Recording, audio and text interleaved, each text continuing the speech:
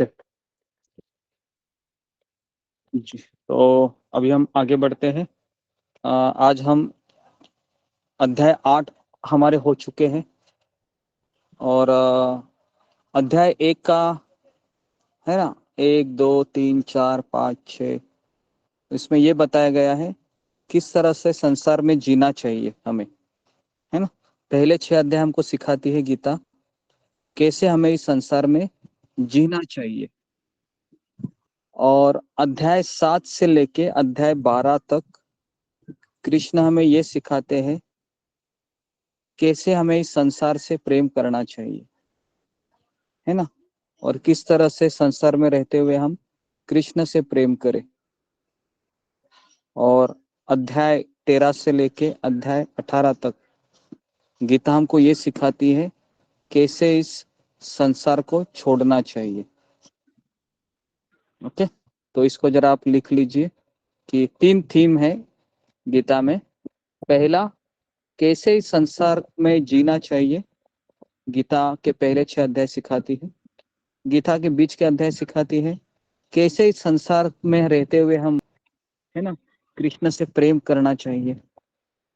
और गीता के अंतिम अध्याय हमको सिखाती है किस तरह से इस संसार को छोड़ना चाहिए। तो 7वें अध्याय में हमने चर्चा किया था कि कृष्ण कहते हैं मुझसे प्रेम करने के बारे में अभी मैं तुमको बताऊंगा, लेकिन मुझसे प्रेम करना है तो पहले मेरे बारे में सुनना पड़ेगा अर्जुन। तो 7वें अध्याय में भगवान ने अपने बारे में बताया, इतना बताया कि अर्जुन सुनते रहे सुनते रहे सुनते रहे। फिर अर्जुन ने प्रश्न किया था कि मुझे बताइए कि आपको कैसे प्राप्त करना है, इतना मैंने सुना है कि मुझे अभी प्राप्त करने की बहुत इच्छा हो रही है मेरे मन में। फिर भगवान ने पूरा 8वां अध्याय बताया, है ना। अभी 8वें अध्याय में भगवान ने कहा कि किस प्रकार एक शुद्ध भक्त जो उनके प्रति अनन्य भक्ति में दृढ़ है। अनन्य भक्ति मतलब कृष्ण के सिवा और मुझे कुछ नहीं चाहिए। अभी हमारी भक्ति कैसी है, कृष्ण के साथ साथ बहुत कुछ चाहिए, बराबर है। कृष्ण भी चाहिए, ये भी चाहिए, वो भी चाहिए, बहुत कुछ चाहिए। तो इसके लिए हमारी भक्ति कौन सी है, मिश्र भक्ति। मिश्र मिश्रित भक्ति मतलब भक्ति। उसमें कर्म भी है, ज्ञान भी है, अनेक सकाम सकाम कर्म भी है ना, पूरा मिक्स खिचड़ी है। खिचड़ी पता है आपको, खिचड़ी में देखो राइस भी रहता है, मूंग दाल भी रहती है, सब्जी भी रहती है ना, सब रहता है उसमें। तो वैसा हमारी भक्ति है अभी, सब कुछ है उसमें, है ना, बराबर है। तो इसके लिए भगवान ने कहा था कि अगर तुमको प्रकाश तथा अंधकार के मार्गों को पार करना है तो एक ही उपाय है, वो है कि मेरा शुद्ध भक्त बनो। तो अभी अर्जुन कृष्ण को पूछते हैं कि मैं कैसे आपका शुद्ध भक्त बनूं, मुझे तो बनना है। आपने इतना मुझे सुनाया अपने बारे में, तो मेरी अभी बहुत लालसा तीव्र हुई है। मुझे बताइए कि कैसे मैं आपका अनन्य भक्त बनूं। तो अभी सबसे पहले भगवान ये कहते हैं कि जो अभी मैं ज्ञान तुमको बताने जा रहा हूं, है ना, ये ज्ञान बहुत ही रहस्यमय है। ठीक है, तो अभी हम 9वें अध्याय का पहला श्लोक पढ़ेंगे। ओके, थीम आपको समझ में आई। 9वें अध्याय की थीम क्या है, विषय क्या है कि 8वें अध्याय में भगवान ने ये कहा कि कैसे मुझे प्राप्त तुम कर सकते हो। एक लाइन में क्या बताया था, कैसे पार कर सकते हो, शुद्ध भक्त बन के, बराबर, अनन्य भक्ति करके। तो अभी अर्जुन सवाल कर रहा है अनन्य भक्ति का अर्थ क्या होता है, जरा विस्तार से बताइए प्रभु मुझे। तो अभी 9वें अध्याय में भगवान है वह अर्जुन को शुद्ध भक्ति के बारे में बताएंगे। ठीक है, सबको समझ में आ रहा है, क्योंकि ये 7 8 9 आपको हर एक अध्याय का थीम समझ में आना चाहिए कि भगवान इसके बाद ये क्यों कहते हैं, इसके बाद ये क्यों कहते हैं, ये क्यों कहते हैं, नेक्स्ट नेक्स्ट नेक्स्ट। तो आपको पूरा भगवत गीता ऐसा याद होना चाहिए, अध्याय 1 से लेकर अध्याय 18 तक, है ना। तो जैसे ही हमारे अभी हमने पहले 6 अध्याय लिए हैं, है ना। उसके बाद हम आने वाले 4-5 दिनों के पश्चात अध्याय 7 से लेके अध्याय 12 तक एग्जाम लेंगे। ओके। और उसके बाद अध्याय 13 से लेके अध्याय 18 तक हम एग्जाम लेंगे, तीसरा एग्जाम। और चौथा एग्जाम हमारा ये होगा कि हम ओरल लेंगे। ओरल ओरल पता है कैसे है कि आप में से हर एक को मैं किसी को भी पूछूंगा और उसके अनुसार आपको मार्क्स दिए जाएंगे। शायद ओरल में ऐसा हो सकता है कि कई लोगों की दांडी गुल हो सकती है ना। तो वो तो समय ही बताएगा। तो इसके लिए आप तैयार रहिए वाइवा कि हम ओरल भी आपको हम पूछेंगे, है ना। Face to face. Face to face मतलब जैसा अभी आपका नाम लिया जाएगा और आपको बताया जाएगा कि बताओ, है ना। और ये सारे प्रश्न किन को 18 में से ही रहेंगे। जो जो हमने आपको सवाल किए हैं ना, इसी में से एक रहेगा, लेकिन आपको वो तब बोलना है। ओके। तो इसलिए वो चौथा आपका एग्जाम रहेगा। ऐसे 4 एग्जाम होंगे। तो इसके लिए आप तैयार रहिए। एक एग्जाम तो हुआ है और 3 एग्जाम बाकी है। ठीक है, आगे बढ़ते अभी हम। तो चिंता मत कीजिए इसके लिए, है ना। एग्जाम होने के बाद आप चिंतित हो जाते हैं, लेकिन चिंता मत कीजिए। ये एग्जाम से हम भगवान के निकट जाने वाले हैं। ओके। तो पहला श्लोक कृष्ण कहते हैं कि इदम तु ते गुह्यतमं प्रवक्ष्याम अनुसूयवे ज्ञान विज्ञान संहितम यजत ज्ञात्वा मोक्षसे अशुभात। तो भगवान कह रहे हैं अर्जुन, सुनो अभी मैं तुम्हें अभी एक परम गुह्य ज्ञान बताने जा रहा हूँ, टॉप सीक्रेट। क्योंकि तुमने सवाल ही ऐसा किया है मुझे कि शुद्ध भक्ति कैसे प्राप्त कर सकते हो। तो इसलिए अभी वह ज्ञान मैं तुमको बताने जा रहा हूँ जो परम गुह्य है, जिससे सुनकर तुम संसार के सारे क्लेशों से मुक्त हो जाओगे। और फिर अर्जुन वापस सवाल करता है, लेकिन भगवान आप मुझे क्यों ये सब बता रहे हैं। तो भगवान कह रहे हैं कि क्योंकि तुम्हारे पास एक स्पेशल गुण है अर्जुन। कौन सा गुण है। तो भगवान कहते हैं कि तुम मुझसे कभी ईर्ष्या नहीं करता है, तुम मेरा द्वेष नहीं करता है। इसलिए मैं तुमको ये टॉप सीक्रेट नॉलेज अभी दे रहा हूँ। ओके। तो इसलिए भक्ति में आगे बढ़ना है तो हमें ईर्ष्या नहीं करनी चाहिए। ओके। तो हम शिक्षा लेंगे अभी, है ना। आपके सामने आप देखिए, ईर्ष्या प्रेम के संबंध में बाधा डालता है। जब हमारे हृदय में किसी के प्रति ईर्ष्या की भावना आ जाती है तो हम उस व्यक्ति में क्या ढूंढने लगते हैं। दोस्त दोष ढूंढने लगते हैं जी, दोष ढूंढने लगते हैं। और जब ईर्ष्या होती है तो आदान प्रदान हृदय से नहीं होता है ना। हृदय नहीं रहता उसमें, मन रहता है ना। बराबर है। तो आपके जीवन में ऐसा हुआ है कि जिससे आप प्रेम करते थे वही आपका एकदम ऐसा दुश्मन बन जाता है कि बहुत कटु शब्द आपको बोलता है। वो हुआ है ऐसे आपके जिंदगी में, कई लोगों के जीवन में हुआ होगा, है ना। बराबर है। खास करके शादी का वो पहला दिन रहेगा, है ना। दोनों एक दूसरे से बहुत प्रेम करते हैं। बराबर है। ऐसा कहावत है, शादी का पहला साल है, पति बोलता है। नहीं नहीं, मेरा वॉइस आ रहा है मेरा अच्छे से। जी गुरुजी चारों मेरे गाँव ये क्लियर आ है। रही है गुरुजी, आ रही है, जा रहा जिसको है। आ रहा है वो ये कर लॉग आउट करके लॉग इन करे। तो ऐसा कहावत है कि शादी का पहला दिन होता है वह पति बोलता है और पत्नी सुनती है। शादी का पहला साल। शादी का दूसरा साल होता है वो पत्नी बोलती है और पति सुनता है। और शादी का तीसरा साल होते हैं पति पत्नी दोनों बोलते हैं और पड़ोसी सुनते हैं। समझ में आ रहा है आपको। तो इस तरीके से ये, है ना, आगे आगे जाता है। तो शुरुआत हमारे प्रेम के संबंध में ईर्ष्या आ जाती है और ईर्ष्या की भावना जब आ जाती है तो फिर हम उसी व्यक्ति में दोष ढूंढने लगते हैं जिससे हम कुछ समय पहले प्रेम करने की चेष्टा करते हैं। तो भगवान इसलिए कहना चाह रहे हैं कि मैं तुम्हें ये ज्ञान इसलिए दे रहा हूं क्योंकि तुम मुझसे प्रेम करते हो अर्जुन, है ना, तुम मुझसे प्रेम करते हो और प्रेम के खातिर ही मैं तुम्हारा कौन बना हूं यहाँ पर, सारथी बना हूं, है ना, सारथी बना हूं। क्यों बना हूं? सारथी मतलब ड्राइवर। कोई ड्राइवर ऐसे नहीं किसी के बनता है ना। ड्राइवर तभी बनता है ना।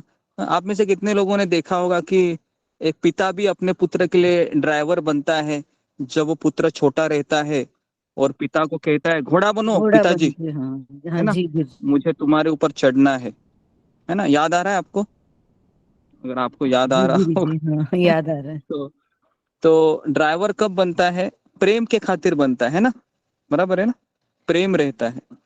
तो इसलिए अभी भगवान है अर्जुन को वह ज्ञान दे रहे हैं, टॉप सीक्रेट ज्ञान। ओके, तो अध्याय 2 से लेके अध्याय 6 तक भगवान गुह्य ज्ञान बताते हैं, ठीक है, जिससे हमें मुक्ति प्राप्त हम कर सकते हैं, ठीक है।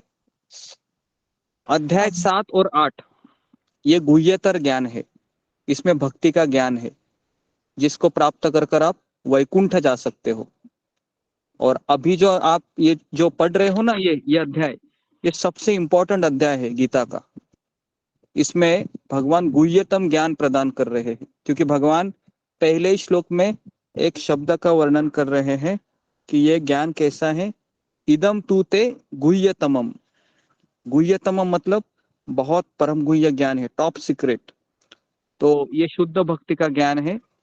अगर तुम इस ज्ञान को स्वीकार करोगे तो तुम कहाँ जाओगे अर्जुन? गोलोक वृंदावन। गोलोक धाम। गोलोक में ठीक है, जाओगे। हाँ। तो इसके लिए ये जो चार्ट है ना, यहाँ पर आपको पीपीटी में दिख रहा है। तो ये अध्याय 9 हमारे लिए इम्पोर्टेंट है, ठीक है। तो अभी अर्जुन यहाँ पर एक प्रश्न पूछता है कि शुद्ध भक्ति का ज्ञान क्या होता है ना। तो भगवान कहते हैं कि मेरे बारे में श्रवण करना, मेरे बारे में कीर्तन करना, मेरी सेवा करना, ये शुद्ध भक्ति का ज्ञान है। अर्जुन वापस पूछता है इस ज्ञान से मुझे क्या मिलेगा? भगवान कहते हैं तुम सारे क्लेशों से मुक्त हो जाओगे अर्जुन, है ना। तो इसके बाद अर्जुन वापस प्रश्न पूछता है इस ज्ञान में ऐसी क्या विशेषता है जो आप इसको परम गुह्य कह रहे हैं, बताइए कृष्ण। तो भगवान कह रहे हैं अभी ये ज्ञान है, ये राज विद्या, मतलब सारे विद्याओं का राजा है। राजगुह्यम, सभी रहस्यों का राजा है। उसके बाद पवित्रम, मतलब ये भौतिक कलमश को शुद्ध कराती है। उसके बाद उत्तमम, मतलब इस जगत के अज्ञान और अंधकार से परे है। धर्म्यम, धर्म की पूर्णता है। अव्ययम, मतलब शाश्वत है। प्रत्यक्ष अवगमम, मतलब आत्मा की अनुभूति करने वाला है। और सुसुखम, और ये सरलता से और सुखपूर्वक संपन्न किया जाता है। तो ऐसी कितनी विशेषताएं हैं? 1 2 3 4 5 6 7 8 विशेषताएं हैं, 8। है ना। तो इसको आपको याद रखना है। ये जो ज्ञान है ना, अभी जो भगवान बता रहे 9वें अध्याय में, इसके 8 विशेषताएं हैं। ओके, और ये प्रश्न आने वाला है तो इसको आप अच्छे से नोट कीजिए। ओके, तो नेक्स्ट। तो अभी यहाँ पर लिखा हुआ है कि 64 कला और 14 विद्याएं होती है। ओके, और उसके नीचे आप देख रहे हो कि कृष्ण और बलराम, इनके गुरु कौन थे जिनसे वह शिक्षा लिए थे? संदीपनी। संदीपनी गुरु। संदीपनी थे, संदीपनी गुरु। सांदीपनी मुनि, बराबर है। सांदीपनी मुनि से इन्होंने शिक्षा ली थी। कितने दिनों में ली थी पता है आपको? 64 दिनों में। केवल 64 दिनों हाँ में। जी, 64 दिनों में 64 कला उन्होंने सीख ली थी, है ना, सांदीपनी मुनि ने। बराबर है। तो हमें क्या करना है? हमें कोई विद्या और कला सीखना नहीं है। हमें केवल सुबह उठ के भगवान के बारे में जप करना है। ठीक है। तो जप करना हमारा सबसे बड़ा हथियार है। ओके। अगर हम जप करना छोड़ दिए तो हम सारी चीज से बाहर चले जाएंगे। ओके। ओके। उसके बाद भगवान अभी अर्जुन वापस प्रश्न पूछ रहा है इतना सब बताने के बाद कि फिर सभी इस ज्ञान को क्यों नहीं स्वीकार करते? आप कह रहे कि ये ज्ञान का राजा है, बराबर है, सभी रहस्यों का राजा है, तो सभी इस ज्ञान को क्यों नहीं स्वीकार करते? भगवान कहते हैं उनमें एक चीज नहीं है अर्जुन, वो क्या है? श्रद्धा। श्रद्धा। श्रद्धा नहीं है अर्जुन उनमें, इसके लिए सभी लोग नहीं इस ज्ञान को स्वीकार करते। इसके लिए भगवान को खरीदना है आपको, तो क्या चाहिए आप में? श्रद्धा। श्रद्धा चाहिए। श्रद्धा ठीक है। चाहिए।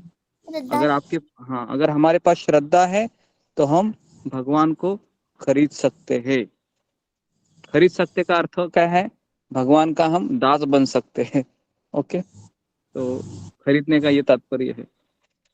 तो अभी अर्जुन पूछ रहा है कृष्ण मेरे में श्रद्धा है हाँ क्या? मुझे आपको ये ज्ञान देना है। समझ में आ रहा है? अर्जुन बोल रहा है कि मेरे में श्रद्धा है, इसके लिए आप मुझे ये ज्ञान दे दीजिए। तो भगवान कह रहे हैं कि ठीक है, अभी मैं तुमको मेरी शक्तियों के बारे में सुनाता हूँ। सुनो, मैं तुमको ऐश्वर्य ज्ञान दे रहा हूँ। बराबर है, ऐश्वर्य ज्ञान। तो अर्जुन कहता है ठीक है, मैं तैयार हूँ, तैयार हूँ मैं कृष्ण, आप कहिए। अभी यहाँ पर एक सवाल है जो मैं आपको पूछना चाहूंगा कि भगवान को श्रद्धा क्यों चाहिए? क्यों वो कह रहे हैं कि ये ज्ञान मैं उसी व्यक्ति को देना चाहूंगा जिनमें श्रद्धा है? हाँ, बताइए, फिंगर को रेज कीजिए। क्यों भगवान ऐसा कह रहे हैं कि मैं उसी को यह ज्ञान दूंगा जिसके पास वह श्रद्धा है?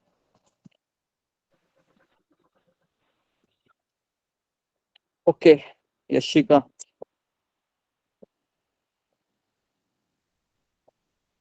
हरे कृष्णा गुरु जी का प्रणाम।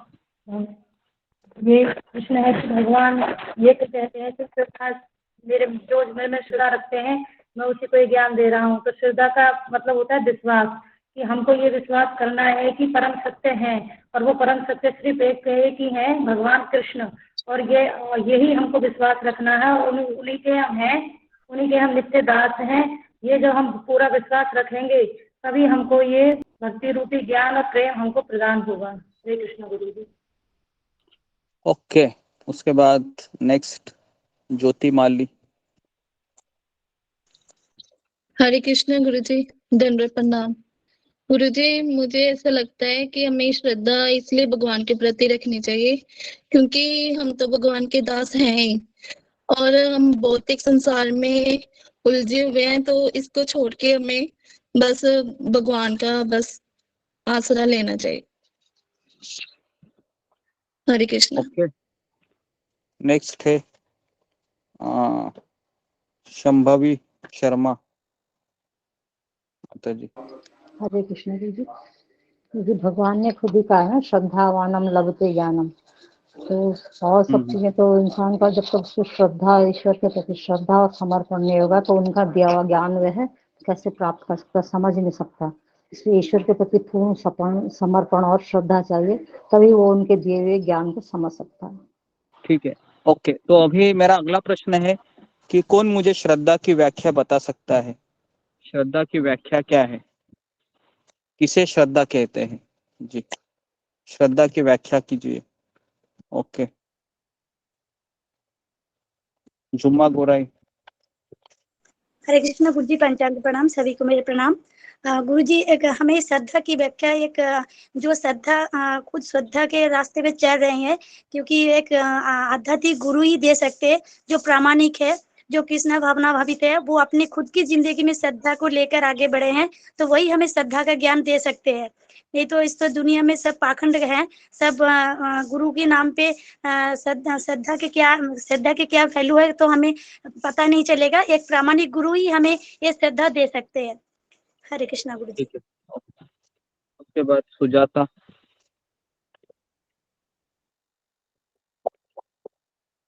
श्रद्धा, जल्दी। हरे कृष्णा गुरु जी, पंचांग प्रणाम। 1000 अज्ञान सुकृति के बाद श्रद्धा उत्पन्न होती है, इसलिए श्रद्धा सेकंड स्टेज है भक्ति का, भजन का। ओके, ठीक है।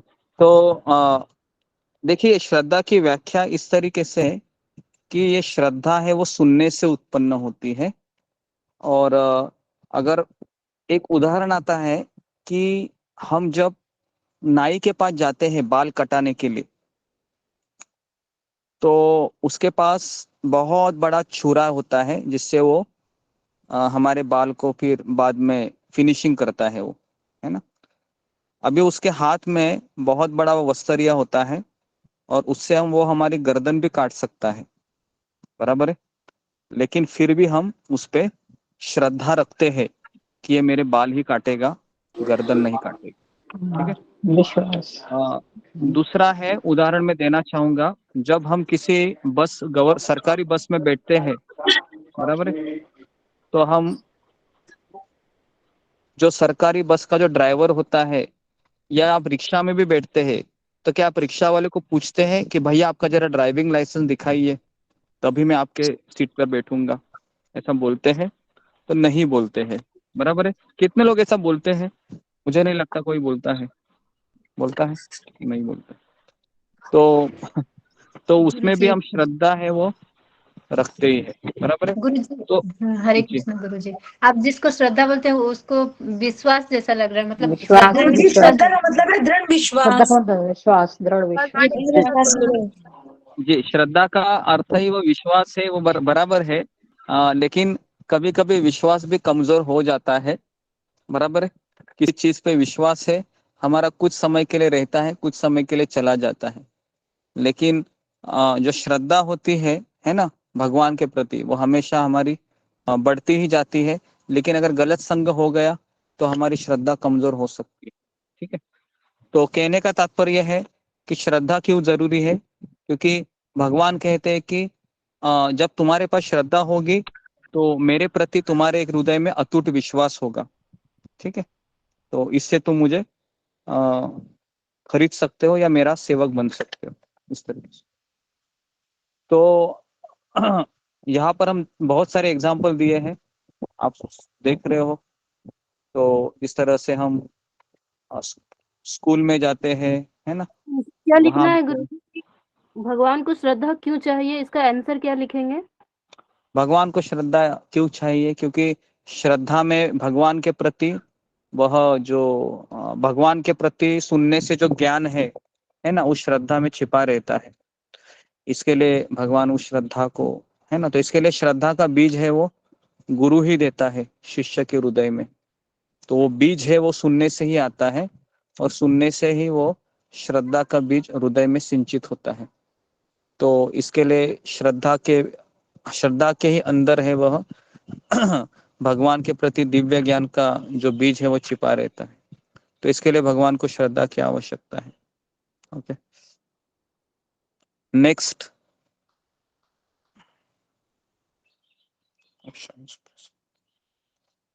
ओके, तो यहाँ पर आप देख रहे हो कि क्या आधुनिक विज्ञान में श्रद्धा नहीं चाहिए? तो हम हमारे वैज्ञानिक सिद्धांतों की सार्वभौमिकता को उजागर करने की कोशिश कर रहे हैं। यह हमारा विश्वास है या और बहुत कुछ है ना। तो अगर आप देखोगे, ये भौतिक विज्ञान है, इनमें भी लोगों की श्रद्धा होती है, लेकिन यह विज्ञान हमेशा बदलते रहता है ना। हमेशा बदलते रहता है ये विज्ञान। अगर आप देखोगे तो विज्ञान में रोज जब कोई साइंटिस्ट कोई रिसर्च करता है तो उसके अलग अलग सिद्धांत निकलते हैं, है ना। दूसरा साइंटिस्ट आएगा, वो पहले वाले साइंटिस्ट ने जो लिखा हुआ है उसको काट देगा और नया सिद्धांत लिखेगा। तो इसके लिए जो भौतिक विज्ञान है ना, ये हमेशा बदलने वाला होता है। तो इसके लिए यहाँ पर वही उन्होंने लिखा है कि भौतिक विज्ञान यह हमेशा बदलते रहता है। ओके। और भौतिक विज्ञान के मंदिर के प्रवेश द्वार के ऊपर ये शब्द लिखे हुए हैं कि आपको श्रद्धा होना चाहिए। ओके। किसी भी चीज में श्रद्धा जरूरी है, केवल आध्यात्मिक जीवन में ही नहीं, है ना। आप कहीं पर भी जाओ, अभी अभी हमने उदाहरण दिए, है ना, आपको रिक्शा वाले का उदाहरण दिया, सैलून का उदाहरण दिया। ये उदाहरण से ही मेरे को पता चलती है कि हमें श्रद्धा रखनी चाहिए, बराबर है। तो जिस तरीके से जी, तो बहुत एग्जाम। उसके बाद विज्ञान को गुरु जी, ऐसे भी हो सकता है श्रद्धा की, भगवान को श्रद्धा क्यों चाहिए? जैसे हमें ये डॉक्टर है और डॉक्टर हमारा इलाज करते हैं, कोई ट्रीटमेंट करते हैं, ऑपरेशन करते हैं, तो हमें डॉक्टर पर भरोसा करना होता है। बिना भरोसे के ट्रीटमेंट नहीं करते हैं। हम ये भगवान के रास्ते पर चलने के लिए और भगवान के रास्ते पर विश्वास करना आवाज आवाज आवाज कट आवाज ब्रेक हो रही है माता जी आपकी, आवाज बराबर नहीं आ रहा है, समझ नहीं जी। आ रहा। तो मैं यही कह रहा हूँ कि इस संसार में हर एक चीज के प्रति श्रद्धा होना जरूरी होता है। और श्रद्धा से ही व्यक्ति आगे बढ़ता है। जिसकी श्रद्धा मजबूत है वह कभी डिप्रेशन में नहीं जाता है, और जिसकी श्रद्धा कमजोर है वह हमेशा निराश होता है किसी भी क्षेत्र में, है ना। तो हमें निराश नहीं होना चाहिए किसी भी क्षेत्र में। इसके लिए अगर आपकी भगवान के प्रति अटूट श्रद्धा है और अगर आप किसी पारिवारिक समस्याओं में जूझ रहे हैं तो भी आप हमेशा उसमें से निकल सकते हो। लेकिन अगर आपकी भगवान के प्रति श्रद्धा बहुत कमजोर है तो पारिवारिक समस्या क्या करेगी, आपकी श्रद्धा को निगल लेगी। तो इसके लिए भगवान के प्रति श्रद्धा है वो बड़े बड़े चट्टानों को भी पार कर सकती है। तो इसके लिए हमें भगवान की श्रद्धा को बढ़ानी चाहिए। और भगवान की श्रद्धा कहाँ बढ़ती है, कौन बताएगा भगवान के बारे में? जब हम गुरु के मुख से सुनते हैं सत्संग सुनने से गुरु जी। सत्संग में सुनने से हमारी श्रद्धा बढ़ती है। सत्संग जपा तो से, उसके बाद शास्त्रों के अध्ययन से। तो यहाँ पर लिखा हुआ है कि जीवन के हर एक कदम पर श्रद्धा या विश्वास चाहिए, क्योंकि श्रद्धा के बिना हमारा जीवन आगे बढ़ ही नहीं सकता। अगर आप में श्रद्धा अगर नहीं है कि ये मेरा होने वाला पति है या पत्नी है, मुझे मेरा सहायता कर सकता है भविष्य में, तो क्या आप शादी करोगे क्या उस व्यक्ति से? नहीं करोगे, बराबर है। करोगे नहीं करोगे? नहीं करोगे, है ना। श्रद्धा ही नहीं है, बराबर है। तो अगर अगर आप में श्रद्धा ही नहीं है कि ये कॉलेज में एडमिशन लेके मेरा इंजीनियरिंग या डिप्लोमा है या कोई भी है कंप्लीट अच्छे से नहीं हो सकता है, यहाँ का वातावरण अच्छे से नहीं है, टीचर अच्छे से नहीं है ना, तो आप वहां पर पढ़ नहीं सकते। तो इसके लिए श्रद्धा की बहुत बड़ी आवश्यकता है। और हमारा जीवन की शुरुआत ही श्रद्धा से होती है। अपने जन्म देने वाली माँ के दूध में वो श्रद्धा होती है। क्या उदाहरण दिया इन्होंने, है ना। अभी जैसा कि किसी पुत्र को जानना है कि मेरे पिताजी कौन है, तो उसको उसकी माँ के शब्दों में श्रद्धा रखनी पड़ेगी, बराबर है। नहीं तो वो कैसे जान पाएगा कि मेरे पिता कौन है? इम्पॉसिबल है, बराबर है, क्योंकि माँ ही बोल सकती है कि उसके पिताजी कौन है। तो इस तरीके से श्रद्धा ये बहुत बड़ा रोल निभाती है जीवन में। और अभी यहाँ पर एक आपने देखा है एक व्यक्ति के सर के ऊपर बहुत बड़ा, ये किसका चित्र है? जो देखा है आपने ऐसा चित्र जिसके ऊपर बहुत बड़ा पृथ्वी है, उसके ऊपर लाद दिया है। तो क्या भगवान के लिए इस जगत को संभालने के लिए बड़े मेहनत का कार्य करना पड़ता है? नहीं। तो भगवान को कोई आवश्यकता नहीं इतना बड़ा काम करने के लिए, है ना। तो भगवान कहते हैं कि मया तत् इदम सर्वम जगत अव्यक्त मूर्ति ना। भगवान कहते हैं मैं सब जगह हूँ, सभी प्राणी मुझ में है, लेकिन मैं उनमें नहीं हूँ। इसका अर्थ क्या है? भगवान कहते हैं मैं सभी जगह पर हूँ, मतलब कण कण में हूँ, और सभी प्राणी मुझ में है। इसका अर्थ क्या है कि मेरा ये जो शरीर है, कारणोदक्षाई विष्णु, महाविष्णु, है ना, महाविष्णु के शरीर से ही क्या निकलते हैं? अनंत ब्रह्मांड निकलते हैं। हाँ, अनंत अनंत ब्रह्मांड। अनंत ब्रह्मांड निकलते हैं, है ना। तो एक तरीके से भगवान कहते हैं सभी प्राणी मुझ में ही है, लेकिन मैं उनमें नहीं हूँ। अभी आप बोलोगे अरे ये कैसे हो गया? इसका अर्थ क्या है? इसका अर्थ नीचे 3 चीजें बताइए। कृष्ण कहते हैं कि मैं सारे जगत का पालन करता हूँ, बराबर है, लेकिन मैं अकेला नहीं करता हूँ।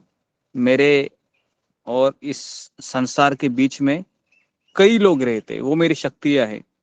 जैसे अभी मुझे बताइए, अगर भगवान को इस भौतिक जगत का पालन करना है तो कृष्ण डायरेक्टली यहाँ पर आते हैं क्या? कृष्ण डायरेक्टली यहाँ पर नहीं आते हैं। अगर मान लो बारिश गिराना है इस पृथ्वी लोक में, तो क्या कृष्ण को आना पड़ता है बारिश गिराने के लिए? नहीं। कृष्ण किसको अपॉइंट किया है कृष्ण ने उसके लिए? इंद्र भगवान वरुण देव को जी, इंद्र को, वरुण देव को अपॉइंट किया है, बराबर है। अभी मान लो कि पूरे पृथ्वी को प्रकाश देना है, तो भगवान खुद देते हैं क्या? नहीं, भगवान ने सूर्य देव को अपॉइंट किया है, बराबर है। अभी भगवान सोचते हैं कि इस संसार के जो लोग हैं, जो मेरा कहना नहीं मानते हैं और पाप कर्म कर रहे हैं, है ना, इनके पाप कर्म का हिसाब किताब कौन रखेगा? तो भगवान कहते हैं मैं नहीं रखूंगा, मैंने उसके लिए भी किसी को अपॉइंट किया है। कौन है वो?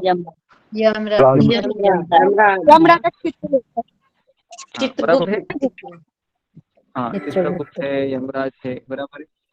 तो उसी तरह से जियो कंपनी का जो मालिक है मुकेश अंबानी, क्या उसको हर एक व्यक्ति का रिचार्ज कभी खत्म होता है उसको देखना पड़ता है क्या? नहीं, है ना। तो उसके बीच में कई सारे लोग खड़े हैं जो ये सारा चीज देख रहे हैं। समझ में आ रहा है आपको? तो इसके लिए अगर आप जियो कंपनी को देख रहे हैं तो कहीं पर भी मुकेश अंबानी का चेहरा भी नहीं दिखता है, बराबर है, वो है ही नहीं। लेकिन सब कौन मैनेज कर रहा है? उसी के मर्जी से चल रहा है। तो ये एक उदाहरण याद रखिए। अभी भगवान 10वें श्लोक में कहते हैं कि मैं ही क्या कर रहा हूँ, इस संसार का पालन कर रहा हूँ, लेकिन पालन किसके जरिए कर रहा हूँ? तो भगवान कहते हैं कि मेरी एक भौतिक प्रकृति मेरी शक्तियों में से एक है, दुर्गा देवी। तो दुर्गा देवी को मैंने कहा है कि तुम 3 गुणों के अनुसार इस सारे जीवात्मा को परेशान करो, दंडित करो, इनको बहुत परेशान कष्ट दे दो। तो अभी आप बोलोगे कि भगवान ने ऐसा क्यों कहा उनको? क्योंकि ये बच्चे कैसे हैं? नालायक है। कैसे है? नालायक है। नालायक बच्चों को अगर आप बर्फी, मलाई या रसगुल्ला खिलाएंगे तो क्या होगे? और बिगड़ जाएंगे, बराबर है, और बिगड़ जाएंगे। तो इसके लिए दुर्गा देवी हमें क्या करती है? 3 ताप देती है। कौन से? आदि दैविक, दैविक, दैविक, भौतिक। हाँ, आदि दैविक, आध्यात्मिक, आदि भौतिक, है ना। ये 3 ताप हमेशा रहते हैं हमारे, बराबर है। कभी कभी मन इतना अच्छा रहता है कि ऐसा लगता है कि मेरे मन में अभी कुछ टेंशन नहीं है, और कभी कभी सब कुछ रहता है फिर भी मन बोलता है तेरे पास कुछ नहीं है, तेरे से कोई बात नहीं कर रहा है, बराबर है, तुम बहुत अकेला हो। अभी कृष्ण को पकड़ के बैठा है, कौन है तेरे पास? देखो कृष्ण कहाँ है? कृष्ण को देखा है क्या तुमने? ऐसे मन हमको सवाल पूछता रहता है, बराबर है ना, पूछता है कि नहीं? जब हम पूरे संसार को कहते हैं कि नहीं कृष्ण, मैं तुम्हारे लिए पूरे संसार को भी छोड़ दूंगा, छोड़ दूंगी, है ना। और जब बहुत बार तो भगवान से ही लड़ने लग जाते हैं। हाँ, तो इसके लिए फिर हम फिर क्या बन जाते हैं, गांधारी बन जाते हैं थोड़े समय के लिए, पता है ना। गांधारी क्या बोलती है फिर, गांधारी बोलती है कृष्ण को कि मेरे पुत्र कहाँ है कृष्ण। तो वैसा हम बोलते हैं कि मैंने तुम्हारे लिए क्या नहीं किया, है ना। तो इसके लिए हमें हमेशा भक्ति मार्ग में सत्संग को के रखना चाहिए। अगर आप सत्संग को छोड़ देते हैं ना, तो ये मन में कई सवाल आते हैं, क्या मैं ठीक मार्ग पर चल रहा हूँ, क्योंकि सब लोग मेरे से दूर हो रहे हैं और कृष्ण तो कहीं दिखाई नहीं दे रहे हैं, आस पास भी नहीं, और पता नहीं कब दिखेंगे। तो ऐसे कई सवाल आते हैं कि नहीं, कई सवाल आते हैं हमारे मन में। लेकिन हमें गुरु का आश्रय लेके चलना होता है तभी। तो इसके लिए हमें कभी गुरु का अंगुली है कभी छोड़ना नहीं होता है। उसको पकड़ते हुए चलेंगे तो आपको भक्ति मार्ग आसान लगेगा, उसको छोड़ के अगर आप चलोगे तो भक्ति मार्ग आपको मुश्किल लगेगा। तो इतना सब सुना अभी अर्जुन बोल रहा है कि मैं चकित हो गया हूँ कृष्ण, फिर भी लोग आपका अधिक सम्मान नहीं करते हैं। आप इतना कुछ संभाले हुए हैं, आप लोगों को सब कुछ दे रहे हैं, हवा दे रहे हैं, पानी दे रहे हैं, बारिश दे रहे हैं, फिर भी कई लोग आपका सम्मान नहीं करते हैं कृष्ण। तो भगवान कहते हैं कि हाँ, क्योंकि अलग अलग लोग मुझे अलग अलग तरह से देखते हैं। तो अभी अर्जुन पूछता है कौन से लोग हैं वो, तो भगवान कहते हैं 4 प्रकार के लोग हैं। मूर्ख और निर्विशेषवादी, वो कैसे देखते हैं, वो सोचते हैं कि मैं साधारण मनुष्य हूँ, बराबर है, साधारण मनुष्य हूँ। और महात्मा है सेकंड कैटेगरी, ये लोग कैसे देखते हैं, ये लोग मेरी बड़ी भक्ति के साथ पूजा अर्चना करते हैं और मुझे ही जीवन का लक्ष्य मानते हैं। तीसरी कैटेगरी है ज्ञानी नंबर 1, ज्ञानी नंबर 2 और ज्ञानी नंबर 3, ऐसे 3 लोग हैं। तो ज्ञानी नंबर 1 भगवान कहते हैं मुझे अद्वैय रूप में पूछते हैं, मतलब अद्वैय रूप में पूछते हैं, इसका अर्थ मैं आपको बता रहा हूँ। श्लोक क्रमांक 1 से लेके 5, मतलब निराकार रूप में पूछते हैं, ठीक है। तो ये जिसको आप जरा ब्रैकेट में लिखिए, अद्वैय का अर्थ है निराकारवाद, निराकार रूप में पूछते हैं मुझे। कुछ लोग हैं मुझे अलग अलग रूपों में पूछते हैं, जैसे अलग अलग देवी देवताओं के रूप में पूछते हैं, ओके। कुछ लोग मुझे विश्व रूप में पूछते हैं, विश्व रूप मतलब विराट रूप, जैसे सूर्य और चंद्र भगवान की आंखें है ना। तो इस तरीके से वो भगवान मेरी पूजा करते हैं। तो इसके लिए सब लोग मुझे सम्मान नहीं देते हैं। तो यहाँ पर आपको दिख रहा है ज्ञानी नंबर 1, ज्ञानी नंबर 2, ज्ञानी नंबर 3। ज्ञानी नंबर 1 क्या कर रहा है, मायावादी है, देखिए निराकारवादी है ना, या अष्टांग योगी कह सकते हो। ज्ञानी नंबर 2 देवी देवताओं के पास जाता है, जैसे गणेश जी, शिव जी। और तीसरा वाला विराट रूप की पूजा करता है। नेक्स्ट।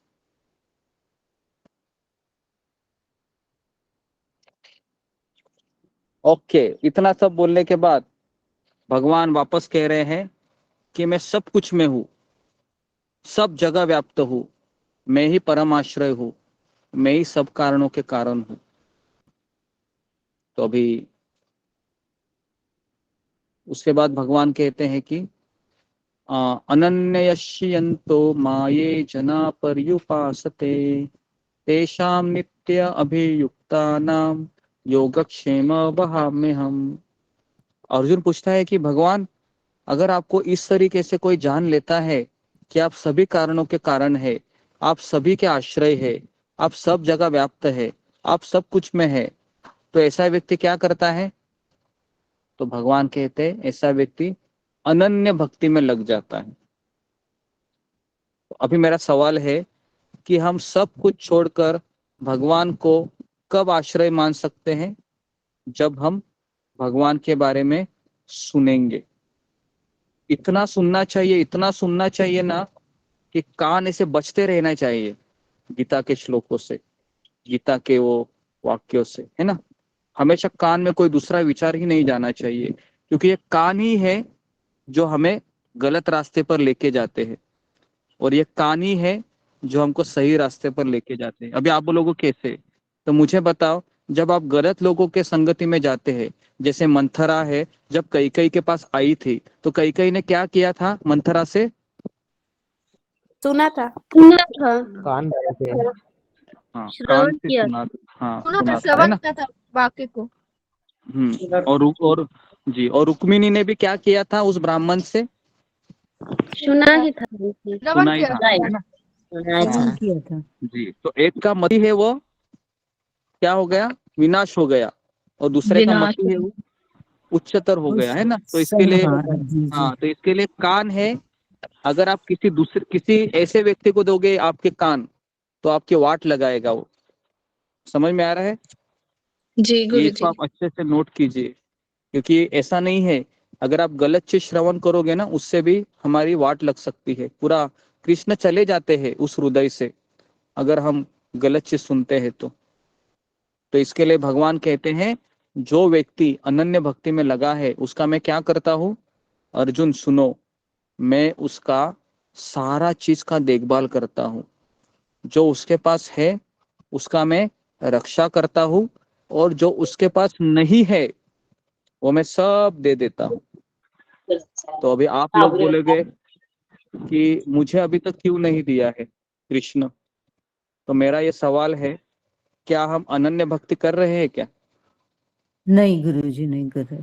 नहीं प्रभु हम जी, अनन्य भक्ति नहीं कर रहे हैं ना। तो हमें ये बोलने का अनन्य भक्ति हमें ये नहीं कर रहे बोलने का प्रभु जी। हाँ, तो हमें ये बोलने का कोई अधिकार ही नहीं है कि कृष्ण, आप तो गीता में कहते हैं कि मैं सब देखभाल करता हूँ, लेकिन मेरा तो ऐसा कुछ हो नहीं रहा है। तो अभी हम कैसे हैं? हमारी मिश्र भक्ति है ना। अनन्य भक्ति में क्या होता है? अनन्य भक्ति में वो पूरी तरीके से भगवान के ऊपर आश्रित होता है। ठीक है? तो अभी यहाँ पर एक सवाल आता है, क्या सभी रास्ते एक ही स्थान पर ले जाते हैं? नहीं तो इसका उत्तर है नहीं नहीं गुरु जी, सभी रास्ते एक स्थान पे सभी नहीं जाते। रास्ते एक जगह पर नहीं जाते है ना, अलग अलग जगह जाते हैं ना। अगर आप रेलवे स्टेशन के प्लेटफॉर्म पर गए, है ना, और आपको सारी जो गाड़ियां होती है, पता है ना, सबको ब्लू कलर ही होता है ना, रेलवे के एक्सप्रेस को। और अगर आप बोले कि सारी गाड़ी एक ही कलर की दिख रही है, कौन से में गाड़ी में बैठूं, मैं मथुरा ही जाऊंगा, तो ऐसा होता है क्या? ऐसे नहीं होता है। नहीं गुरुजी, नहीं तो होता। इसके लिए हमें पूछना चाहिए कि भाई कौन से गाड़ी कहाँ जाती है। तो भगवान कहते हैं कि ये गाड़ी 4 जगह पर जाती है। पहली गाड़ी है जो प्लेटफॉर्म नंबर 1 से छूटती है, वो कहाँ जाती है? वो जाती है सूर्य चंद्र लोक में जाती है। ओके, प्लेटफॉर्म नंबर 1 वाली गाड़ी जाती है देवलोक में जाती है, सूर्य चंद्र अन्य लोक। प्लेटफॉर्म नंबर 2 से जो गाड़ी निकलती है वो पितृलोक में जाती है। ओके, जो वहां की पूजा करते हैं। तीसरा है प्लेटफॉर्म नंबर 3 की गाड़ी भूत पिशाच लोक में जाती है, जो भूत लोगों की पूजा करते हैं वो वहां पर जाते हैं। और प्लेटफॉर्म नंबर 4 की गाड़ी है, भगवान कहते हैं वह वैकुंठ एक्सप्रेस होती है। समझ में आए? वैकुंठ एक्सप्रेस, वहां पर आपको बैठना है केवल। वो कहाँ जाती है? वो भगवान कहते हैं वो भगवान के पास जाते वैकुंठ में चले जाती है ना। तो इसके लिए आपको ये जानकारी होनी चाहिए कि नहीं, प्लेटफॉर्म 1 में कौन सी गाड़ी लगी है, प्लेटफॉर्म 2 में कौन सी गाड़ी लगी है। नहीं तो आप गलती से भी, पता है क्या, ऐसे कई लोग रहते हैं जो गांव से आते हैं और बोलते हैं कि कौन सी गाड़ी है, अच्छा यही गाड़ी दिखती है क्या, हाँ चलो बैठ जाते हैं। और बैठने के बाद जब शुरू होने के बाद, अरे ये कौन सा स्टेशन आया, ये अलग ही स्टेशन आ रहा है, फिर उतर जाते हैं। हुआ ऐसे आप लोगों के साथ? मेरे साथ ऐसे एक बार हुआ था, तो बीच में ही उतर गए थे। तो घाई घाई में कौन से भी ट्रेन में अगर हम चढ़ जाते हैं, और बाद में जब स्टेशन आने के बाद पता चलता है, अरे ये स्टेशन तो नहीं आना चाहिए था, ये कैसे आ गया? ऐसा होता है ऐसा। तो इसके लिए हमें ये गलत हमको ट्रेन में नहीं बैठना चाहिए। हाँ, हमेशा आप याद रखिए कि कौन सा ट्रेन में बैठ रहा हूँ मैं। ओके, तो इसके लिए किसी स्थान पर पहुंचने के अनेक मार्ग हो सकते हैं, परंतु इसका अर्थ यह नहीं है कि कोई भी मार्ग उसी स्थान तक ले जाता है। आध्यात्मिक मार्ग चुनने से पहले, गुरु को चुनने से पहले हमें यह भली भांति जान लेना चाहिए कि हमें जाना कहाँ है। अगर आपको गुरु को चुनने से पहले भी यहाँ पर बताया गया है कि आपने पहले डिसाइड करना चाहिए कि मुझे स्वर्गलोक जाना है, मुझे वैकुंठ जाना है, या मुझे गोलोक वृंदावन जाना है, या मुझे शिवलोक जाना है, या मुझे इंद्र के पास जाना है ना, उसी के अनुसार आप गुरु को स्वीकार कीजिए। ओके,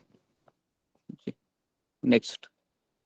तो अभी इतना सब बोलने के बाद अर्जुन पूछता है, आपकी पूजा कैसे कर सकते हैं प्रभु, बताइए। अभी मैं अभी आपकी पूजा करने में बहुत इंटरेस्टेड हूँ, आप इतना सब बताए हैं। भगवान के कहते एक ही चीज कहते, केवल शुद्ध भक्ति। अर्जुन पूछता है शुद्ध भक्ति कैसे करूं मैं।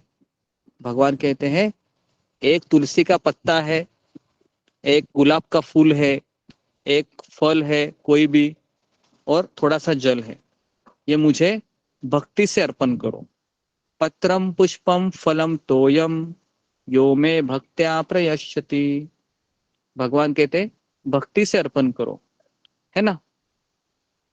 उसके बाद अर्जुन कहता है अगर मेरे में प्रेम ही नहीं है तो कृष्ण, अगर मान लो कि आप बोल रहे हो कि प्रेम से करो, लेकिन प्रेम नहीं है तो मैं क्या करूं। तो अभी भगवान कहते हैं जो भी करते हो मुझे अर्पित करते हुए करो, इस प्रकार तुम बंधन से मुक्त होकर मुझे प्राप्त करोगे, है ना। तो कृष्ण कहते हैं जो भक्ति करता है उसे मैं मित्र समझता हूँ। तो उसके बाद फिर भगवान कहते हैं, अर्जुन कहता है अगर वह गलत करता है तो भी आप उसको मित्र ही समझेंगे क्या। तो भगवान कहते हैं अगर वो गलती भी करता है तो मैं उसको क्षमा करता हूँ और उसे मैं सुधारता हूँ। और फिर भगवान कहते हैं कि अगर कोई व्यक्ति कितना भी दुराचारी है ना, भगवान कहते हैं अगर कोई व्यक्ति कितना भी दुराचारी है और वो जघन्य से जघन्य कार्य कर रहा है मान लो, है ना, लेकिन वह मेरे भक्ति में लगा है ना, मुझे छोड़ता नहीं है वो उस हालत में भी, तो भगवान कहते हैं मैं उसको साधु मानता हूँ। मैं उसको क्या मानता हूँ, साधु मानता हूँ। और उसके बाद भगवान है वो जोर से चिल्लाते, अर्जुन तुम घोषणा करो कि मेरे भक्त का कभी विनाश नहीं होता है, मेरा भक्त कभी विनाश नहीं होता है, ऐसा मत समझो। अभी अभी मेरा यहाँ पर सवाल है कि भगवान अर्जुन को ही क्यों कह रहे हैं। भगवान खुद भी तो कह सकते हैं ना कि मैं घोषणा करता हूँ कि मेरे भक्त का भी विनाश नहीं होता है, लेकिन भगवान यहाँ पर अर्जुन को कह रहे, कौनते हैं प्रतिजानी ही न मे भक्त्या प्रणश्यति। जी कौन बताएगा मुझे। जी ममता हाँ, कुमारी। हरे कृष्णा प्रभु। वो इसलिए कह रहे हैं कि क्योंकि अर्जुन तो सब विश्वास करेंगे, कृष्ण में कोई विश्वास नहीं करेगा। जी तो कृष्ण के ऊपर क्यों नहीं लोग विश्वास करेंगे, लेकिन अर्जुन के ऊपर ही क्यों करेंगे। जी ममता कुमारी। हरे कृष्णा गुरु जी, पंचांग प्रणाम। गुरु जी, भगवान कभी कभी समय आने पर अपना वचन तोड़ भी देते हैं, परंतु जो भक्त का वचन जो देता है वो भगवान भक्त के वचन को कभी नहीं झूठा साबित होने देते हैं। इसलिए वे अर्जुन को बोल रहे हैं कि तुम बोल दो कि मेरे भक्तों का कभी विनाश नहीं होता है। जी जी ओके वेरी गुड। तो यहाँ पर हम देखते हैं कि कृष्ण कह रहे हैं अगर कोई भक्त है, मान लो अचानक 4 नियम का पालन नहीं हो रहा है उससे, ठीक है, लेकिन फिर भी वो माला कर रहा है, अपने संघर्ष कर रहा है, उसको पता है मैं गलत कर रहा हूँ, लेकिन कृष्ण मैं क्या करूं, मेरे वासनाएं मुझे बहुत खींच रही है, बहुत तड़प रहा हूं मैं। तो कृष्ण क्या बोल रहे हैं, कृष्ण कहते हैं कि बहुत जल्द ही वो धर्मात्मा बन जाएगा और वह इस दुर्गंधि से निकल जाएगा, और मैं उसको साधु मानता हूँ, भगवान कहते हैं। तो मैं आपको एक स्टोरी बताता हूँ। एक समय की बात है, पिछली बार भी मैंने बताई थी कि एक कॉलेज का एक स्टूडेंट आया था मंदिर में, हमारे मंदिर में, राधा गोपीनाथ मंदिर में, बम्बई में है। और वहां पर वो पहली बार जब आया, जब बच्चों का कार्यक्रम चल रहा था मंदिर में, तो उसने कीर्तन अटेंड किया, उसने प्रसादम खाया, नृत्य किया, बहुत अच्छा लगा उसको। उसको लगा मुझे जीवन का ध्येय मिला, यही तो मैं चाह रहा था। लेकिन उसका एक प्रॉब्लम था, पता क्या प्रॉब्लम था, कि वो ना उसको सिगरेट पीने की बहुत आदत थी। तो एक दिन क्या हुआ, अगले दिन वो क्या हुआ, मंगल आरती को आ गया 4 बजे, और मंगल आरती किया उसने 4 बजे, है ना। उसके बाद नरसिंह आरती हुआ, तुलसी आरती हुआ, और फिर जपा में बैठ गया तो एक ब्रह्मचारी ने देखा कि ये बार बार 15-15 मिनट में नीचे जाता है और वापस आता है, नीचे जाता है वापस आता है। तो ऐसा 1-2 दिन उसने मॉनिटर किया उसको, और बाद में सोचा उसने कि इसके पीछे जाके देखता हूँ मैं ये क्या करता है, इतनी रात कहाँ जाता है, इतनी सुबह सुबह। तो जैसे ही वह 2-4 माला होने के बाद जब नीचे जाता है तो वह ब्रह्मचारी भी उसके पीछे पीछे जाता है। और हमारे राधा गोपीनाथ मंदिर के ही बगल में एक छोटी सी एक गली है, वो वहां पर अंधेरा रहता है, तो वो उधर ही जाता रहता है, और उसका मुंह है वो आगे की तरफ रहता है ना।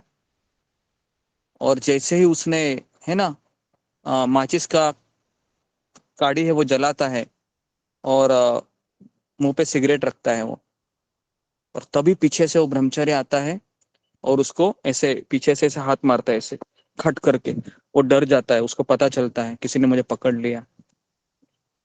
तुरंत वो सिगरेट फेंक देता है और पीछे मुड़ के देखता है, और जैसे ही पीछे मुड़ के देखता है तो ब्रह्मचारी के सामने वो हाथ जोड़ता है और उसके आंखों में आंसू आते हैं। वो कहता है कि मुझे क्षमा करो, मैं ये करना नहीं चाहता हूँ, लेकिन मैं आदत से बहुत मजबूर हूँ, मुझे क्षमा करो, मैं जल्दी से जल्दी इसको छोड़ूंगा। तो उस ब्रह्मचारी को भी बहुत बुरा लगा। उसने कहा ठीक है कोई बात नहीं, तो मैं सोच रहा था कि तुम क्या कर रहे हो। अभी मुझे बताइए, कृष्ण उस व्यक्ति को स्वीकार करेंगे नहीं करेंगे? स्वीकार कर करेंगे। लेंगे। करेंगे, स्वीकार करेंगे। वो भक्ति भी कर रहा है साथ साथ भक्ति कृष्ण की। करे तो एक दिन करेंगे, दिन कार्य हो जाएगा। भक्ति प्रयत्न करे कर रहा है। ठीक है। हाँ, वो प्रयास कर रहा है, अपने अपने अनर्थ से फाइट कर रहा है, वो लड़ रहा हार है। रहा है वो, है ना, कभी कभी हार रहा है वो, लेकिन उसको पता है मैं गलत हूँ। तो एक दिन भगवान कहते हैं कि वो सब चला जाएगा उसका, है ना, और बाद में धर्मात्मा बन जाएगा। तो यही बात है। अभी ये एग्जाम्पल सुनकर आप ये मत समझ लेना कि ये भगवान दूसरे के लिए कह रहे, अपने लिए इसका इस्तेमाल मत कीजिए। समझ में आ रहा है क्या? हम लोग बहुत स्मार्ट होते हैं, ये एग्जाम्पल हम अपने लिए मत यूज कीजिए, ओके? नहीं तो नहीं तो गड़बड़ हो जाएगी। भगवान ये दूसरों के लिए ये यूज कर रहे हैं, नहीं तो आप बोलोगे अरे मेरे लिए भगवान कह रहे हैं क्या, मैं भी तो ऐसा ही हूँ। तो आपकी बात नहीं हो रही यहाँ पर, इतना याद रखिए, ओके? तो ओके, तो इस तरीके से तो भगवान है वो कहते हैं कि मैं उसकी गलती को क्षमा करता हूँ। और बाद में भगवान कहते हैं कि कोई भी व्यक्ति मुझे प्राप्त कर सकता है, स्त्री खास करके। अभी यहाँ पर देखिए हमारे ग्रुप में कई सारे लेडीज ही है, तो अभी ये श्लोक आपके लिए बहुत इंपॉर्टेंट है, श्लोक क्रमांक 32। इसमें भगवान कहते हैं, है ना, कि माँ ही पार्थ व्यपाश्रित्य, जो लोग मेरी शरण ग्रहण करते हैं वह निम्न जन्म में क्यों ना हो। निम्न जन्म ये कौन से 3 प्रकार के? एक है स्त्री, स्त्री का जन्म निम्न होता है, तो भगवान कहते हैं कि स्त्री भी मेरे पास आ सकती है। उसके पास वैश्य जो व्यापार करता है वो भी मेरे पास आ सकता है। और तीसरा एक शूद्र श्रमिक कैटेगरी का, वो भी मेरे को प्राप्त कर सकता है। केवल उसको, है ना, गुरु परंपरा मिलनी चाहिए अच्छे से, तो फिर वह आसानी से भगवान को प्राप्त कर सकता है। तो अभी अर्जुन को भगवान कह रहे हैं ये लोग आ सकते हैं तो तुम क्यों नहीं आ सकते हो, तुम भी आ सकते हो मेरे पास, है ना। तो अभी भगवान कह रहे हैं कि, अर्जुन पूछ रहा है कैसे आ सकता हूं मैं आपके पास, तो भगवान कह रहे हैं कि मन्मना भव मद भक्तो मद्याजीमा नमस्कुरु मामय वेश्यसे युक्तम त्वम आत्मनम मत्परायण। तो भगवान कहते हैं कि 4 चीज करो केवल। अब ये सार है, पूरे 90 अध्याय का सार है ये अंतिम श्लोक, जिसमें भगवान कहते हैं कि देखो तुमको 4 चीज करना है। शुद्ध भक्ति मतलब 4 चीज। पहला, भगवान कहते हैं मनमना भव मद भक्तो, मतलब मेरा भक्त बनो, है ना। मद भक्तो, मेरा भक्त बनो। मनमना मतलब मेरा चिंतन करो। फिर कहते हैं मध्याजी माँ, मध्याजी मतलब मेरी ही पूजा करो। और चौथा कहते हैं माम नमस्कुरु, मुझे ही नमस्कार करो। ये 4 चीज करना है हमें रोज। पहला है मेरा चिंतन करो, मतलब क्या करना है, जपा करना है, हरे कृष्ण कृष्ण कृष्ण हरे हरे, हरे राम राम राम हरे हरे। ठीक है। उसके बाद दूसरा क्या है, मेरा भक्त बनो। भक्त बनने का अर्थ क्या है, मेरे आज्ञा का पालन भी करो, 4 नियम का पालन करना है।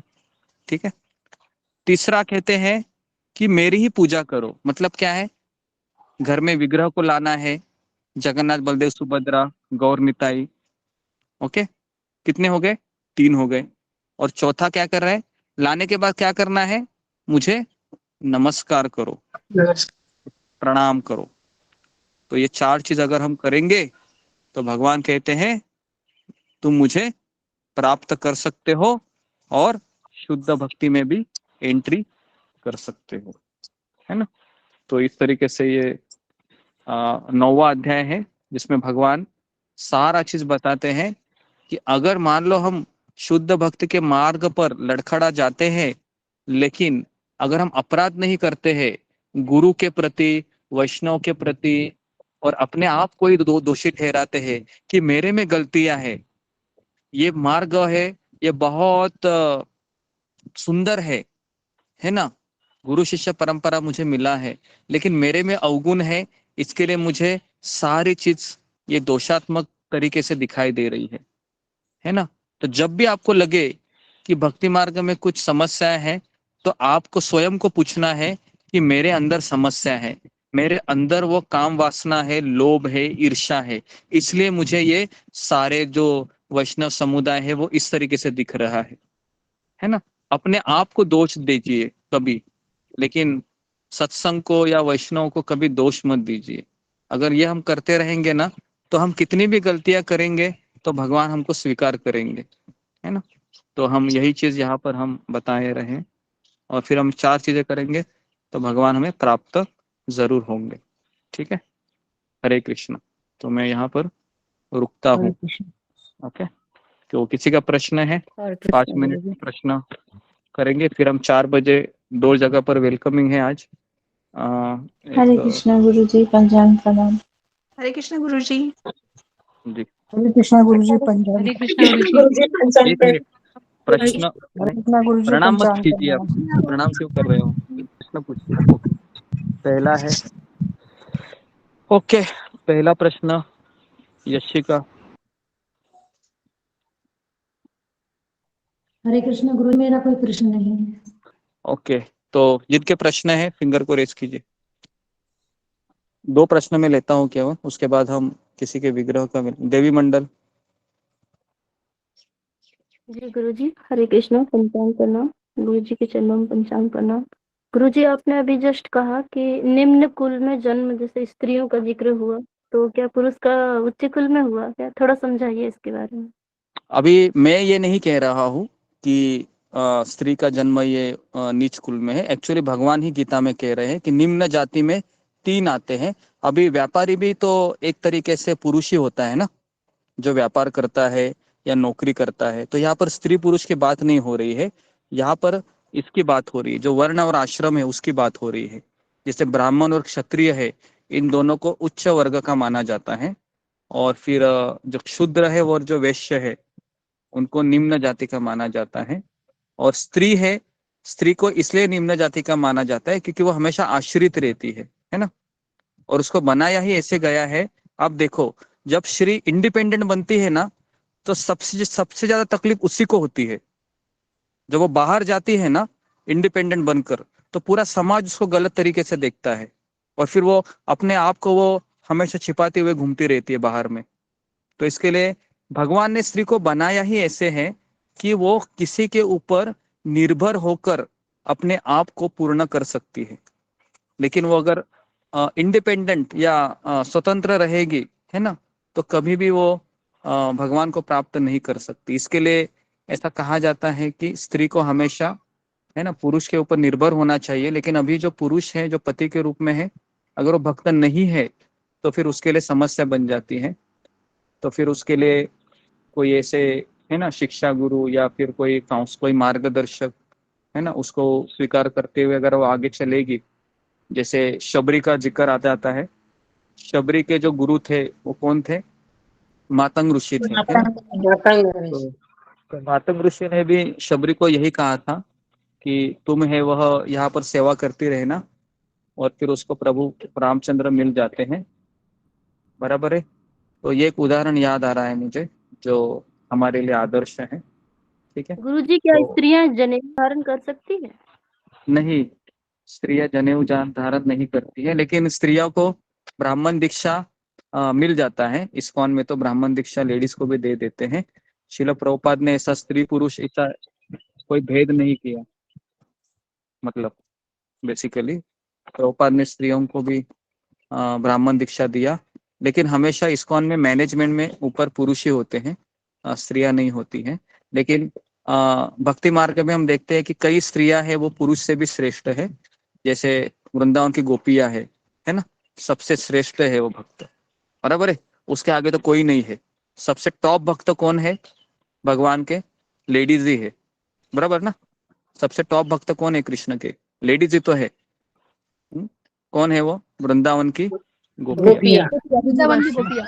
वृंदावन की गोपियां। जी जी, अभी आपको कैसा लग रहा है? अच्छा लग रहा है, हाँ चलो कोई तो है। ठीक है, ओके जी। नेक्स्ट, हाँ, मनीषा जायसवाल। हरे कृष्णा गुरुजी, पंचांग प्रणाम। गुरुजी, एग्जाम में फर्स्ट रैंक किसका आया है? ये कोई सवाल है क्या? एग्जाम में फर्स्ट क्लास किसका आया है, ये कोई सवाल नहीं है। हमें ये सवाल ये होना चाहिए कि किसने प्रगत, ये नहीं होना चाहिए। मैंने एक बार राधानाथ महाराज से सुना था, मैं वापस बता रहा हूँ। अगर एग्जाम में हमको 100 में से 100 भी आए, और अगर हमारी चेतना अगर ऐसी है कि मैं सारे भक्तों से मैं श्रेष्ठ हूँ अभी, तो हम भगवान की नजर में फेल हो गए। समझ में आ रहा है?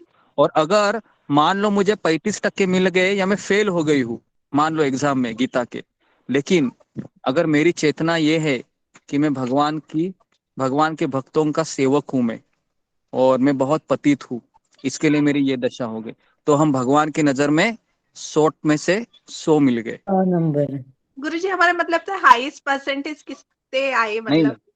नहीं, ये प्रश्न का मैं उत्तर नहीं दूंगा, क्योंकि उससे बहुत सारी चीजें हो सकती है। हमें यहाँ पर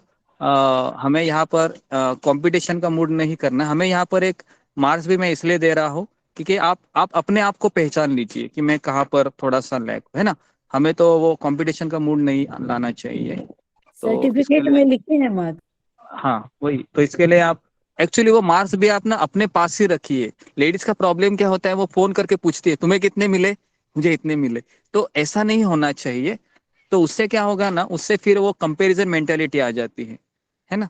तो इसके लिए वो अपने अपने आप को, वो केवल आप अपने अपने लिए है वो, ताकि मैं अपने आप का परीक्षण करूं, है ना। तो इसके लिए इसके लिए मैं एग्जाम वगैरह ज्यादा लेने के इसमें नहीं आता हूँ, लेकिन एग्जाम में इसलिए ले रहा हूँ ताकि आप लोगों का भी प्रैक्टिस हो और आपको एक सर्टिफिकेट मिले, और आप हमेशा उस सर्टिफिकेट को देखकर पहचाने कि मैंने कभी एक समय में गीता का अभ्यास किया था, है ना। समय के प्रभाव से हम भूल जाते हैं, ये एक चीज है। ओके जी, नेक्स्ट। गुरुजी, अगर एक दो कठिन प्रश्न थे जिनके आंसर हमें अच्छे से चाहिए तो वो आप बताएंगे ना?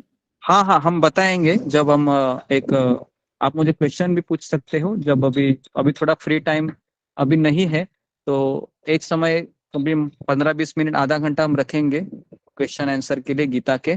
तो हम एक सेशन ऐसा लेंगे कि एक से हमारे जब 12 अध्याय हो जाएंगे, तो 1 से 12 अध्याय के लिए किनके मन में कुछ प्रश्न है केवल गीता के ऊपर, हाँ क्या, तो हम उसके लिए एक सेशन भी लेंगे, फिर आप उसमें वो गीता के प्रश्न ऊपर। पूछ सकते हैं, ठीक है।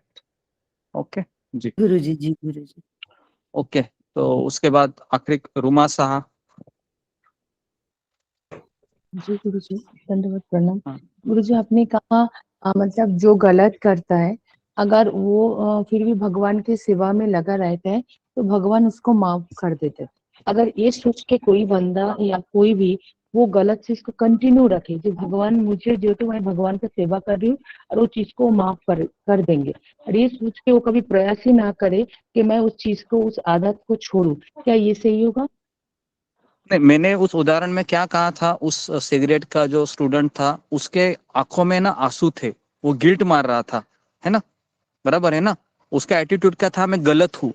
अगर किसी भक्त का एटीट्यूड ऐसा है, मैं ऐसा ही रहूंगा, तो कृष्ण उसको माफ नहीं करेंगे, कृष्ण उसको स्वीकार नहीं करेंगे। समझ में आ रहा है ना। तो हमें गिल्ट होना चाहिए कि अरे ये क्या हो रहा है मेरे से, नहीं करना चाहिए, कृष्ण क्या उसको करूं मैं, पश्चाताप होना चाहिए, है ना। जो मैं गलत कर रही हूँ पछतावा होना चाहिए उसको, है ना, मैं गलत हूँ करके। अगर देखो, हमारा सबसे बड़ा प्रॉब्लम पता है क्या होता है, हम कभी कभी ना पश्चाताप भी नहीं करते हैं, है ना, वो हमसे वो छूट जाता है। तो समझने का हमारा डेंजर जोन अभी आ गया है, क्योंकि एटलीस्ट मिनिमम हमको पछतावा तो होना चाहिए, हमें अपने आप को कोसना चाहिए। इसलिए मैं बता रहा हूँ, जब आपका माला नहीं होता है, आप खाना मत खाइए। आप कैसे खाना खा रहे हो, है ना, आप रात का खाना कैसे खा रहे हो, अगर आपका माला नहीं हो रहा है तो हमें अपने आप को सजा देनी चाहिए। तभी अगर क्लास मिस होता है, अपने आप को सजा दीजिए। सजा देने का अर्थ है कि आप खाना मत खाइए। समझ में आ रहा है ना, ताकि आपको पता चलेगा उसका वैल्यू क्या है। समझ में आ रहा है, तो मैं ये बात बता रहा हूँ। तो हमें पछतावा आना चाहिए जब कोई ऐसा कार्य होता है। नेक्स्ट, धन्यवाद गुरु जी। ज्योति हरे माली। हरे हरे कृष्णा गुरुजी। गुरुजी मेरा नंबर है। हाँ बोलो। गुरुजी, गुरुजी, मैं आपने बताया था कि भगवान चार चार वर्ण की व्यवस्था आत्म साक्षात्कार के लिए किए हैं। तो ये मुझे नहीं समझ में आ रहा है कि ये आध्यात्मिक कारण कैसे हुआ। वो तो मतलब भौतिक कार्य के लिए तो चार वर्ण की व्यवस्था की है भगवान ने। नहीं, जब वो क्षत्रिय रहता है, जब ब्राह्मण होता है, ब्राह्मण क्षत्रिय, तो ब्राह्मण होते थे द्रोणाचार्य है ना, पहले के जो ब्राह्मण हुआ करते थे, उनको पता रहता था कि मैं भगवान का दास हूँ, मैं सेवक हूँ, मेरे ऊपर एक कोई शक्ति है। तो इसके लिए वो ब्राह्मण का कार्य करते करते करते करते वो भगवान के संपर्क में आ ही जाता था। क्षत्रिय था, वह भी जैसे जनक राजा है, वो राजर्षि थे, तो उनको भी पता था कि ये साम्राज्य है, मेरा नहीं है, मैं एक सेवक हूँ भगवान का। तो इसके लिए पहले के लोग भी क्षत्रिय होने के कारण भी वो भगवान को कनेक्ट करते थे, है ना। जैसे दशरथ राजा है, प्रभु रामचंद्र स्वयं एक राजा थे। वैश्य है ना, वैश्य के भी कई सारे एग्जाम्पल है, जो अपने व्यापार को, है ना, और बड़ा करके, जैसे नंद महाराज है। नंद महाराज ये वैश्य है, जिन्होंने गायों का सेवा किया, और जो भी वो आता था, है ना, उनको वह भगवान भगवान की सेवा में लगाते थे, है ना, या भगवान का पालन करते थे कृष्ण का। और शुद्र है वह, है ना, हमारे जो भी परिश्रम करके भगवान की सेवा करके, है ना, ये जो आया हुआ उसको धन है वह कृष्ण को देकर वो भी भगवान से कनेक्ट होता है। तो इसके लिए भगवान कहते हैं कि ये वर्णाश्रम मैंने इसलिए बनाए हैं ताकि वह धीरे धीरे धीरे धीरे अपनी चेतना को बढ़ाकर मुझसे कनेक्ट करे। ओके, जी गुरुजी, तो धन्यवाद। नेक्स्ट ज्योति माली, आखिरी क्वेश्चन। ओके, हरे कृष्णा गुरुजी। गुरुजी, मेरे को आपसे एक प्रार्थना करवानी थी अपने बेटे के लिए। वो 6-8 महीने से ना उसके पेट में एक प्रॉब्लम चल रही है, तो अभी तक ठीक नहीं हो रही है। प्रार्थना तो करवाने के लिए हमने कहा है कई बार कि आप कृष्ण मोहन प्रभु से संपर्क कीजिए, ठीक है ना, वो सिस्टम है यहाँ पर। तो वो पहले से हमने बताया गया है ना। आप क्लास में, सुबह के क्लास में आती हो? जी, सुबह का क्लास नहीं हो पाता गुरुजी, टाइम शॉर्ट होता है उस वक्त। तो मैं वही तो बता रहा हूँ ना, क्लास में आने से आपको पता चलेगा कि कौन से समय पे क्या क्या होता है ना, ठीक है। तो जी कृष्ण मोहन प्रभु से आप संपर्क कीजिए उसके लिए। ओके, जी नेक्स्ट, गुरुजी। राकेश प्रधान।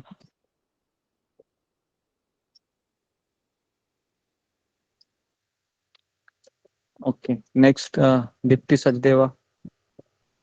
हरे कृष्णा गुरुजी, मेरा पेपर चेक नहीं हुआ गुरुजी। ओके, तो जिनका जिनका पेपर चेक नहीं हुआ है वो मुझे मैसेज कीजिए, और किन किन लोगों का नहीं हुआ है फिंगर को रेज कीजिए, जिनके गुरुजी पेपर के बाद। सर्टिफिकेट आया था ग्रुप में, पर वो डिलीट हो गया है। नहीं, वो डिलीट करवा दिए हैं, क्योंकि उसमें स्पेलिंग है, थोड़ा मिस्टेक है सर्टिफिकेट का, तो आपको वापस दोबारा वो सर्टिफिकेट मिल जाएंगे। तो आपका पेपर चेक किया है मैंने, मुझे याद है, ठीक है। पर मार्क्स आपने दिए ही नहीं थे उसमें, मतलब आपने पेपर तो देख लिया, उसमें मार्क्स नहीं दिए थे आपने। नहीं, मार्क्स मतलब मैंने दिए होंगे, ठीक है, मैं आपको भेज दूंगा, ठीक है। तब अभी मुझे भी पता नहीं। जी उसके बाद है संभवी शर्मा।